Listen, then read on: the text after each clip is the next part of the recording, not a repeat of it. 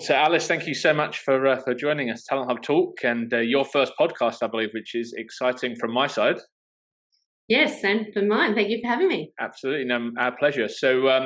I'm really excited to hear more about your journey and the business that you run, and also dig a little bit deeper into the topic of training, because I think obviously that's your expertise, and I think it's a topic in the market that perhaps people need to understand more of, or need to understand the trends or the skills that it takes to be a really good trainer. So we'll go through all of that. But what I'd like to understand first is a bit about your earlier career and life before Salesforce, and kind of what you did in your early days of your career. Yeah, so at university I studied IT and commerce, and maybe interestingly why I even went into IT was when I was at high school. I did high school in far north Queensland. My principal introduced laptops for us at year 9, and I don't even know if Sydney schools at that time were being introduced to using laptops. So there, sort of in year 11 and 12, I had a subject where you could do information programming. And so I joined that, and I really liked it. I mean, we weren't a family at home who had computers and things, so my exposure was through school. And it probably wasn't, if it wasn't for that, I probably wouldn't have done IT at university, and probably wouldn't be where I am today. So yeah, I'm very grateful for early days being introduced, and I think it's amazing for kids to be introduced to technology pretty early, especially these days. And so, yeah, after university, I went to work at PwC Consulting, where I learned, probably first got introduced to sort of IT consulting world, where I was doing things like system testing was probably the first project everyone gets put on. That moved into more consulting, and I then got asked to be an instructor on their graduate training program.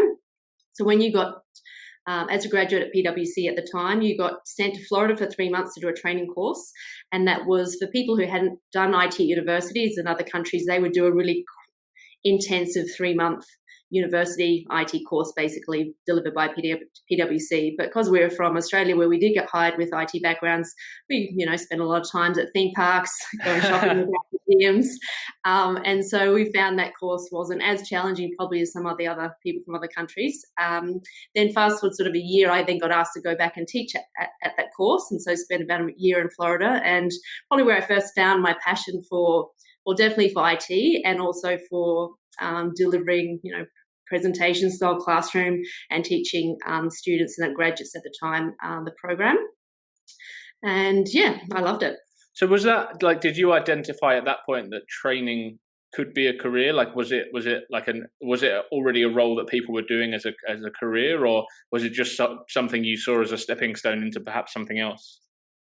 Yeah, I guess at that point I probably didn't think of it as a career. I was still on the path of being an IT consultant, and then at the end of that, during the program, I might have met a guy from London who I quite fancied. He obviously goes back to London, and at the time, IT consulting in London, where people were being paid quite a lot, and so I decided to follow my heart and go to London, and turn up on his doorstep and say, "Well, I'm here now." But at the time, yeah, it was a pretty lucrative time in London where you could get a great day rate, and I ended up being hired at an investment bank as an IT consultant. I did some I ended up staying with them the whole time I was there. I was there for 4 years, and I became a BA, and one of the projects that we worked on was they were assessing or analysing Salesforce as an option to swap out their custom build CRM to use that as the platform.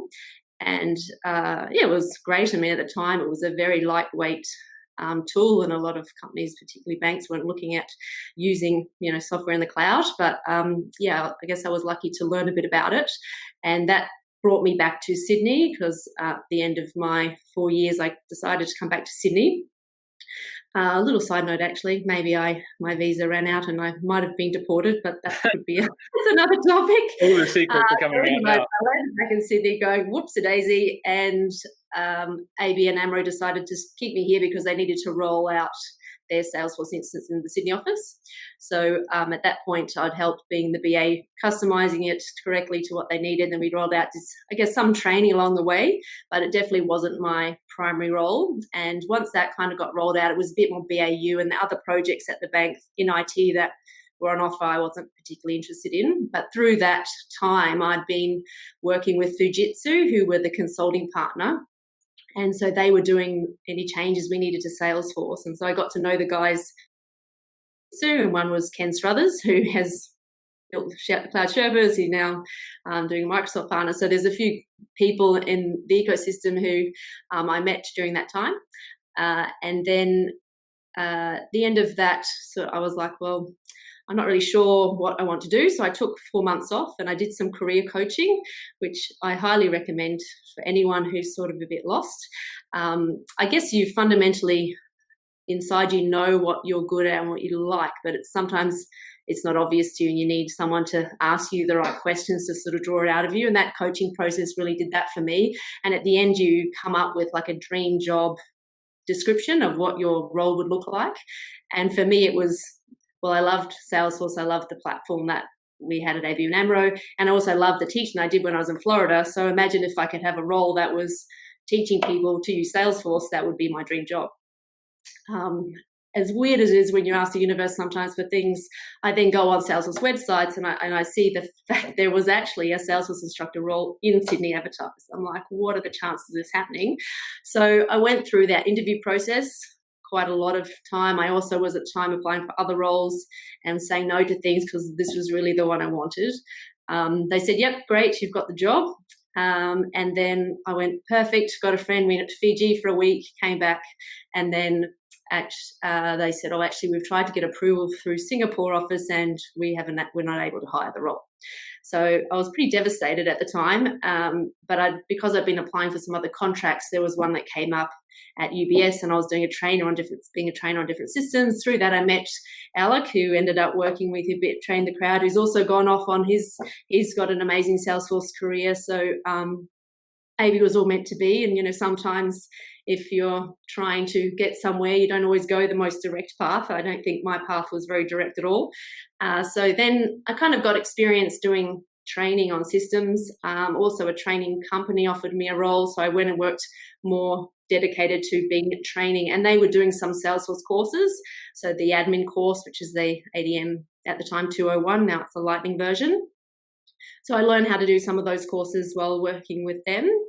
And I guess at the time when I was at ABN AMRO and working with Fujitsu, the Salesforce office was tiny. There was only 5 people in Sydney. There was definitely no office in Melbourne or anywhere else. So I guess I'd been around Salesforce for a long time, and by the time I'd kind of got to the point where I was teaching their courses, the office, there was so many more people and I'd had quite a lot of good connections. I'd also worked at Fujitsu on a few projects myself. So I was like, well, I can see that what tends to happen when you're a consultant is you go in and do the work and then you sort of show people what you've built and then you leave. Yeah. And then you go into your next project, you do the work and then you show them what you did and then you leave. And the bit that I liked the most, I guess I loved the BA bit at the start. What do they need? What are their requirements? But I really loved the bit at the end, which was when we actually got to showcase and train people on what we built. But that always tended to be the bit that got cut short, and we never then got to see what happened afterwards. Did they start using it? Did they not? So I guess once I was working at the training company and teaching the standard courses, there was a huge opportunity that I couldn't see anyone doing, which was building out custom training programs for clients where you've come in and developed the software for them. But, it's not the standard course that they need. They need something that's more tailor-made to what it is that they're doing. So at that point, when you identified this gap, was it always going to be a training business that you set up, or did you consider doing the whole consulting piece and just having the training part on the end and doing that properly? Yeah, great question. Because at the time I was working with a friend and I was having, some romance challenges. And so we developed an app to help girls dating. And we got a partnership with RSVP, and I was thinking, well, actually, why don't I do that full time? But at the moment, it's not paying the bills.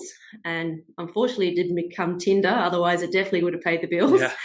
So I thought, well, why don't I, it was a lot of encouragement from family and friends. Why don't I sort of stop working at the training company, go off and be sort of a contractor myself, continue to build out this dating app that we created. And then in the meantime, I could be doing some of the training courses and do some of this other training. But I'm sort of someone who likes to do things properly. If you're going to do something, you may as well do it properly. So I did set up a company and got Salesforce because you could get 2 free licenses if you at the time, and started to establish myself as if I was a company setting up and doing work, even though it was just me doing some consulting. And I figured between the two things, either the app was going to take off or I was going to do a lot of training. And the app didn't take off, and I ended up doing a lot of training.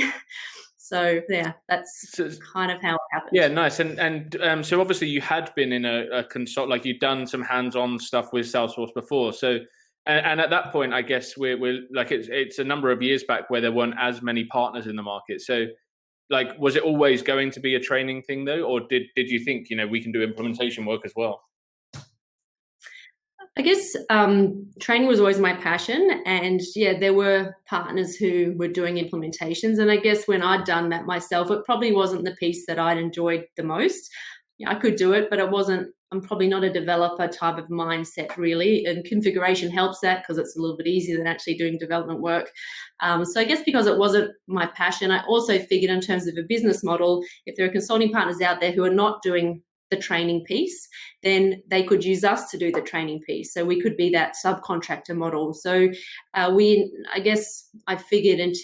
an intention from the start that we wouldn't do that work, so that we could be a partner with the companies that did do that work and fill the gap for not only Salesforce themselves as a vendor weren't at the time providing or offering sort of custom training services. They had standard training courses, but they didn't have anything else. And the team there I knew very well, and they would get constant calls from clients to say, we need this help, but there was no offering. So and also the partners that, because I'd sort of worked at Fujitsu, and some of the other partners I'd seen that typically do a sort of a handover of the system, but not the full scale what I wanted to build out and enjoy doing the most, which was the end user training sort of scenario. So I guess I never had intended to be anything more than that, and it was more so that we could work with companies who were doing that without having any conflict. Sure. And then, so from the moment you formed the business, and it was kind of like a side hustle at the time for seeing if the dating thing took off. At what point did you realize actually, this is a business, not just a side project or a woman kind of training piece? But when did it become TrainTheCrowd that was going to become the training partner to the Salesforce ecosystem? Yeah, it happened pretty quickly. Probably within a month, I called up Alec and said, "Are you looking for anything else to do? Because I need some help over here." And I think because of the relationship I had with the Salesforce training team, or Salesforce University at the time, now their team has become Trailhead, that they were getting these calls from people who were wanting not a standard ADM class, but they're wanting their users to be trained, and they didn't have anywhere to direct the call. There wasn't a service they offered.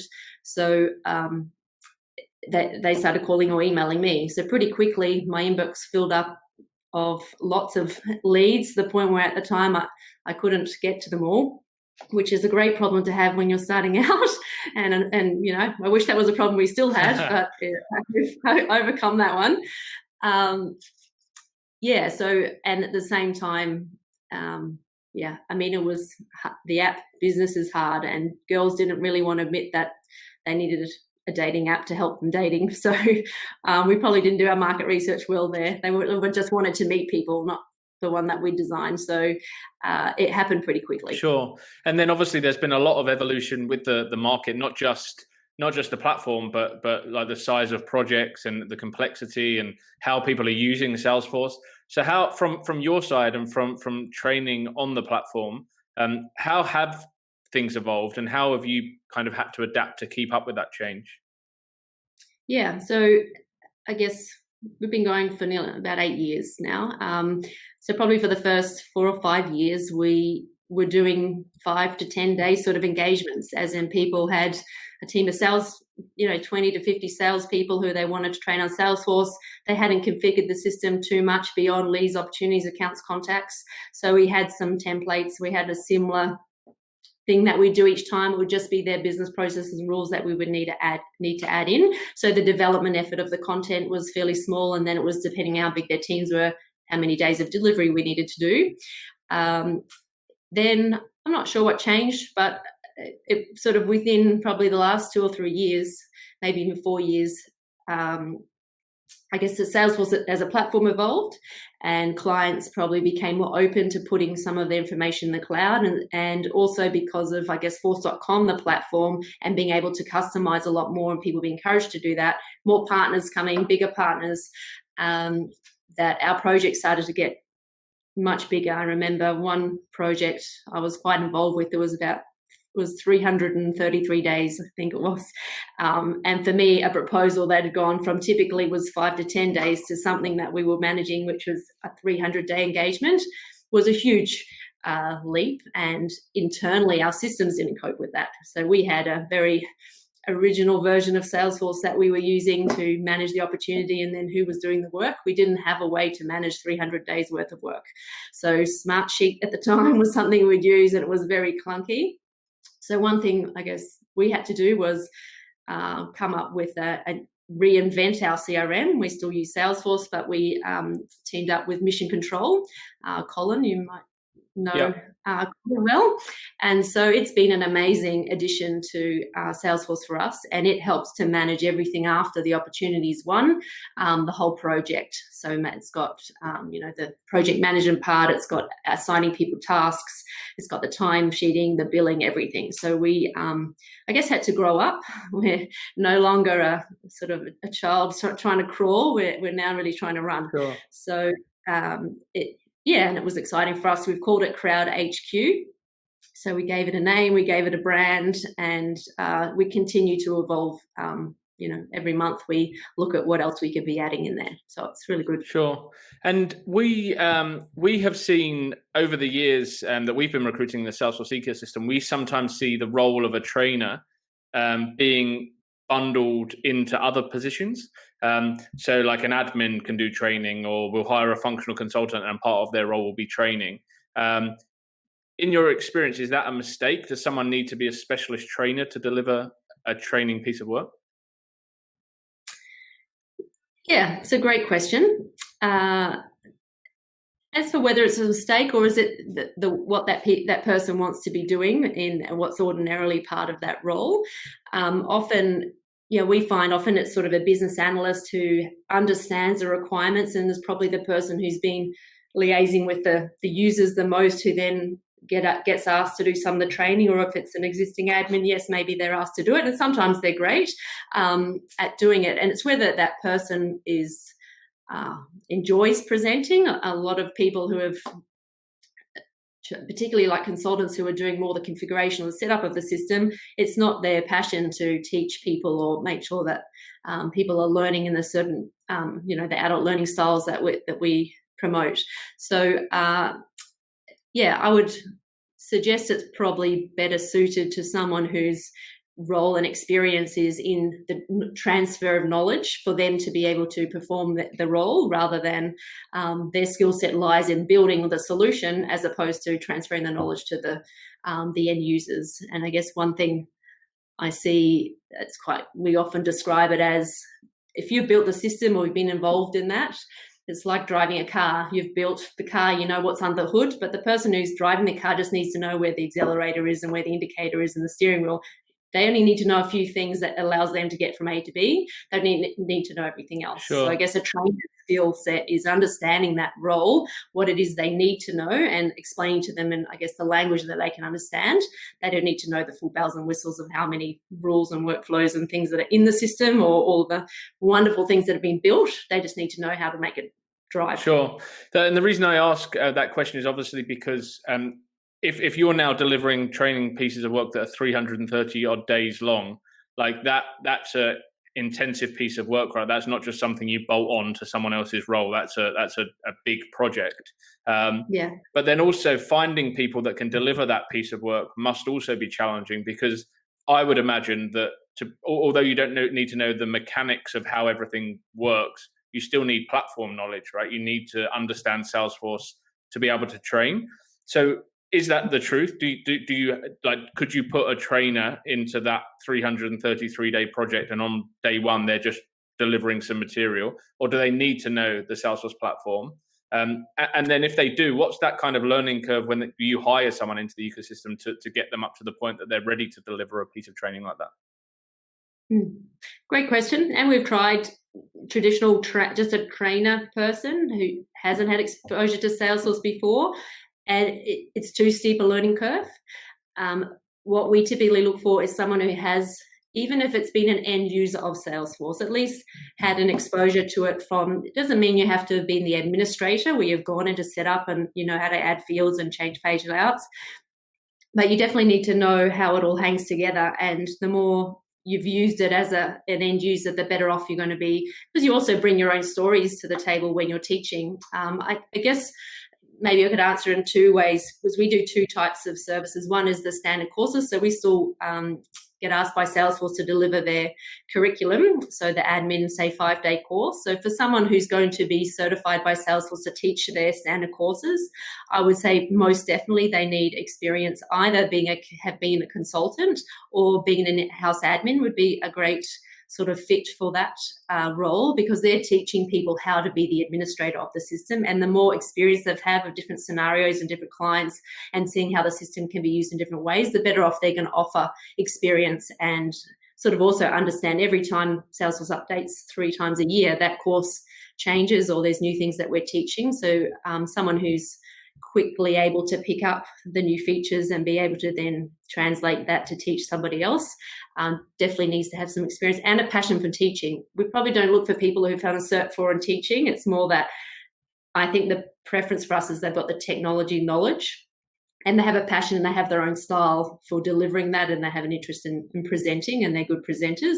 That's probably more important than someone who's comes from a traditional training background and is standing up to teach the Salesforce class. When it's more, then the other type of work we do would be the custom project. So we'd go into a client who's configured Salesforce, and that is probably more of the BA consultant type mindset, where you need to understand the business process of who the users are, what are they trying to do, and having platform knowledge is helpful, because in the classroom, even though you can know just that system and exactly what happens when you click these buttons, all the time you'll get questions around, well, what about this and what about that, and can it do this and can it do that?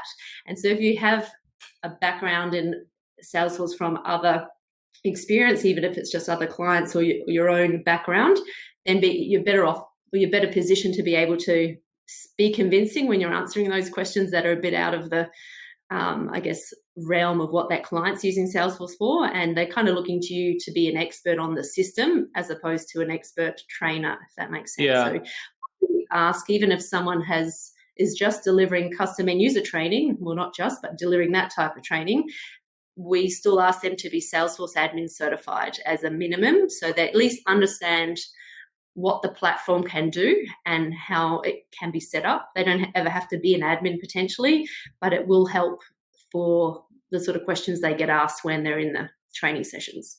Yeah, I guess it just builds an extra level of credibility if they can answer something on the spot rather than saying, like, I'm going to come back to you on that. And I went to the Salesforce bootcamp in the Gold Coast last year did my admin course. And I can't remember the guy's name, but it was a gentleman from the US that works for Salesforce. And what I really loved about how he delivered the training was that he had an example for everything. So he'd tell you like how it could work, and then gave you an example of how it's worked in a business that he's worked in before, or how they use that particular product, or just gave you a real life business use case for why you might do something a certain way. And that just immediately made me think, this guy knows what he's talking about. Yeah, and interesting, when I used to teach that course quite a lot, and I would find that I would learn just as much in the course as I would hope the people I was teaching would learn. But it's because there's people in there, maybe 10 students, all from different companies, all using Salesforce in different ways, and they ask different questions, so it challenges you to. But also they offer information about how they've done certain things, and so I sort of used to steal their examples, as I'm sure that instructor has done. They probably know his own. I will, but you then can replay them to the next class who maybe has a similar question or wants to know how another client's done it. So it's a great way of sharing knowledge, I guess, within the ecosystem. Sure. So obviously you have delivered training for Salesforce, but how else have you kind of has your business's expertise been called in by Salesforce over the years? Yeah, so we're in Australia, New Zealand. We're their go-to partner for delivering their standard training courses.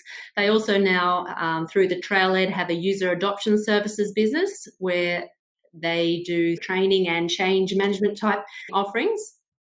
And so typically Salesforce will sort of lead the work and maybe go in and set up the sort of do an analysis. So the training needs analysis of what needs to be done, and then ask our team to come in and deliver that.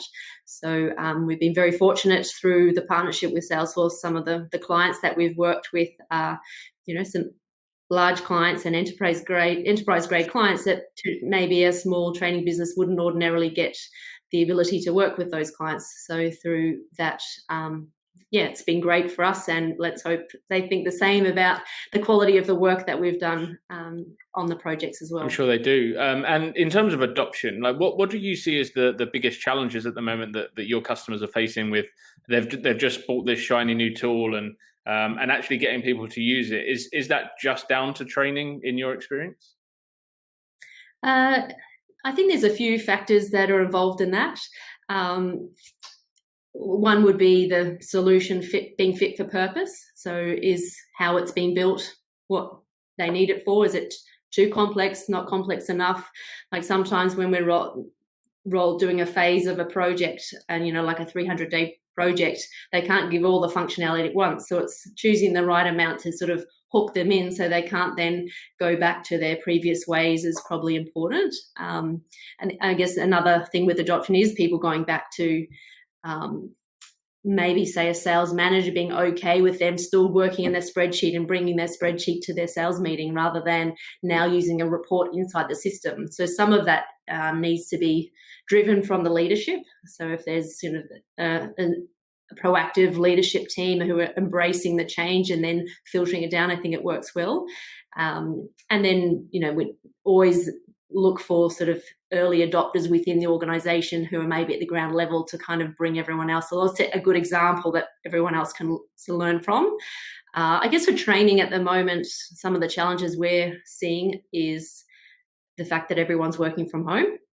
So that's, I guess, been good and bad in that I think people have been challenged by just joining virtual meetings generally. So there's always problems with audio or can I see you, can you see me type of thing. When you then overlay that with now it's a training experience, clients traditionally have not wanted, even though we've wanted to be able to offer virtual services, people have always chosen to do a more traditional face-to-face type option. So now that's not a choice. It's been great for us to be clients to sort of be forced down the path of doing a remote style training. And I guess what we've found is there's challenges with face-to-face where, someone gets sick, they don't turn up. Someone gets stuck in the lobby, can't get up on the lift. Well, the same can happen in a virtual training. Someone gets stuck in the lobby, can't get into the meeting, or they're just different challenges, I think. But we have discovered, and people are constantly surprised by, that they can get the same outcomes through that medium. So a remote training session can be as effective as, doing the face-to-face. I guess there's, so it's interesting to see how people are moving down that path and how they, can have a large-scale adoption where you're relying on people to engage through a different medium to get there. Yeah, it's interesting. People can't point the finger and be like, well, the training was done remotely because, it can work. But is there in your experience, and has your team found that there's a kind of maximum amount of people that you can have engaged through video before you kind of start losing the value? Yeah, so we would typically still want it to be interactive. So that would mean that people are doing some hands-on activities so it's not a one-way communication where the instructors, they're just talking, demoing, and everyone's switched off and they disappear. So the people have to be engaged with the session. So in order to make sure we can get around and support everybody, I would say it's a similar number to a classroom setting. So we say 10 to 15 is a good number to have in a classroom for that reason. One instructor to support people if they get stuck or have questions along the way. Same in a virtual scenario, sort of that 1 to 10 to 15 is a good number for them to be doing some hands-on activities as well and having a chance to sort of have their voice heard. Sure. Yeah, I think that's a really interesting point, because I actually had breakfast with someone this morning, and we were talking about like collaboration and how people now think that because it's through technology, you can have more people working on the document than if it was like, you wouldn't have 50 people in one room trying to work on a whiteboard. But because it's through technology, everyone thinks, right, we can just scale the numbers of people that can touch this or can benefit from it, because we don't need to get them all in one room. So yeah, it's I guess trying not to replace what works, right? What works is 10 to 15 people learning at once, not 50 people just because we can have 50 people on a video stream. Yeah, that's a good point. So your business is, as you were saying, kind of over 8 years old now. What do you most love about being a business owner? One thing, it's probably the hardest I've ever worked in my whole life. But because of that, I've also find it's extremely rewarding. And for me, I've felt like it's, I've always thought, would be doing an MBA be an amazing thing to do? And then I think, well, I felt like I have just been doing an MBA. It's a real life one. I remember when I first started, I had to send an invoice. I'm like, had a bit of a panic attack. I don't know how to send an invoice. What does an invoice look like? Now I'm very okay with sending invoices. The more the merrier. I hear you. I definitely hear you. So for me, I guess the thing I love most is the journey that it's taken me on. I think it's naturally challenged me in ways that I maybe wouldn't have ordinarily got challenged if you're in doing a role. I've had to wear many, many different hats. Some things I've avoided or haven't enjoyed doing, and that's sort of part of the course. One thing I've tried I've sort of had 12 months maternity leave, and one thing I've come back and started to do more is sort of work more on the business rather than in the business, and that's been a big shift. So I spent so long working in the business, and you sort of can't see the wood for the trees when you're doing that. And now I've been lucky to be given some space to think, well, what else can we do? How do we move forward? Things like having a budget. Who knew that you could have a budget? How do you do a budget, and how do you keep the budget? So I think when you're in the business, you have a general sense, and I was doing a lot of the work myself, so I always knew we were okay. Sure. Now when it's not me, they're doing the work and being as close to it, you need other tools to make sure that we're doing okay. And so I've had to, I guess, grow myself in ways to make sure I can function like that. And so that's been awesome. And did you find it easy to delegate? Like, was that an easy thing that came as you grew the business? Because obviously you were the first person in the business, and the success has come from the foundations that you laid. And then when you bring people in, it's like it's kind of, you have to it's a risk, but also you have to take that leap to be able to grow and give and put the foundations in place that enable you to go on maternity leave and things like that. Yeah. And I think, no, a quick answer. I'm not good at delegating. But I think being forced, having a child forced me to have to be hands off. And that's probably been the best thing in terms of the ultimate step of delegation. And you know what? It's running way better than it was when I was leading the business. So I think it says a lot for delegating and sticking to your strengths. And I think, I used to do things in all different ways, but that's just because I know I'll get to the same outcome, but it's more interesting if you do it a bit differently along the way. But how do you ever hand that over to somebody else? Because they need to follow the steps. And if you just sometimes do step 1 and 3 and sometimes you do 2 and 4, well, I know that's okay, but it's not something that's easy for someone else to follow. So that was probably a big lesson in terms of handing it over. And Sarah, who we have running the business at the moment, she is amazing at following the process and putting the right steps in place and being consistent, whereas I'm probably more inconsistent with that. So yes, I'm a big supporter of delegation. I did an entrepreneurial program actually several years ago, which was sort of learning about how to work more on the business. And one thing they were saying is, as soon as you do something twice, then write it down. As soon as you're going to do it a second time, you should write it down, so someone else can. You can start handing things over. So we went through a bit of an activity in the last couple of years where we started to have, and we set up in Salesforce, we have process records where we document how we do things. And even now I find it's great to go back to, because I've been out not doing things for a while. I have to go and set up an opportunity like, I haven't done this in a while. So we can rely on, information we have in terms of steps to follow. So I think that's it's great. So yeah. Sure. And what if we look forward, like what are you most excited about for what's to come from the business and the ecosystem? Yeah, I guess this pandemic has been traumatic and heartbreaking for a lot of people. And we're lucky, I think, in technology that technology's been something that people need to use more of than less of. So it's been rather than just survive, if you're in a technology industry, you're sort of been thriving in this environment. But for me, it's exciting that training and the concept of a remote training offering is something that we're being sort of given the opportunity to make amazing. Whereas before we might not have had that opportunity because people weren't choosing or having to choose to do it.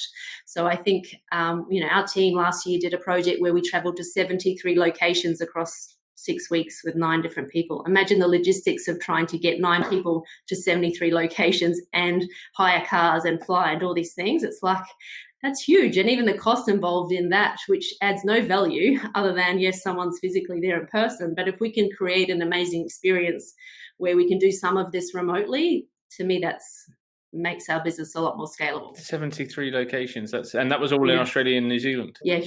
And Sarah made an awesome song, which, I've been everywhere, man. And she rewrote it with all the locations that we went on that project. And sung it at our Christmas party. Oh, we'll have to see proof of that. We'll have to get her to do it on LinkedIn or something. Yes, I'm sure we can encourage her to do that. Well, look, thank you so much. It's been really enjoyable hearing about the journey so far, and excited to see kind of what else is to come. Because, like you said, I think the market is there for disruption in terms of not having to be there physically, and it'll be exciting to see how you leverage technology to continue adding the value that you do. Which one thing I'll add is internally about, I think I'm really proud of, is within our team since, COVID turned up, we've set up quite a lot of internal we call it crowd culture. And so we have lots of different activities. So we have 3 times a week, we have a half an hour coffee catch up where anyone who's available at that time, dial in. And what we've done is we have a topic and a structure so everyone gets to talk, and it's been fabulous for me, who I haven't worked closely with some of our team because I've been out for a little bit, and so it's a really awesome way to get to know people. We don't talk about work. It's literally a half an hour, talk about your weekend, or is it bring a joke, tell a fun fact, and I think it's been amazing to keep our team feeling connected. And then we also do a trivia. So we have Kahoot, which is a tool we're actually starting to bring into the remote classroom, which works excellent for training, but also we have it as a trivia once a month. We're on a Friday afternoon, people grab a drink, sit around, and we've done one in person, but mostly we're doing them virtually. And it's been, it's been excellent to find different ways, because we're normally a team who's distributed anyway. We're not all in the office at the same time. Everyone's out and traveling or on different client sites. So it's been wonderful to feel, I think, over the 8 years, this is the most connected I think we've ever felt as a team. Wow. Considering when we have to be together, which is interesting. Yeah. To find. And if anyone is listening and wants to reach out and find out more about the business or more about the role of a trainer and the challenges or kind of tips and tricks that you would offer, where's the best place to kind of reach out to you? Yeah, we have for jobs, we're open to any applications, but we have a dream job email address at TrainTheCrowd. But on LinkedIn, anyone who's myself, Sarah, Martin Dunn, he's our delivery manager. Between the 3 of us, if you want to reach out, we're more than happy to have a chat. Martin's been amazing at ramping all of our team on their certifications. So he's a great person if you need help or advice on how you get certified or what are the right channels to go through. Sarah's got an interesting journey herself, from being a consultant all the way through to now she's running a training business. So and I'm always open to have a chat. So feel free to hit us up on LinkedIn. Well, thank you very much for your time, and look forward to seeing what the future brings. Thank you so much. Thank you.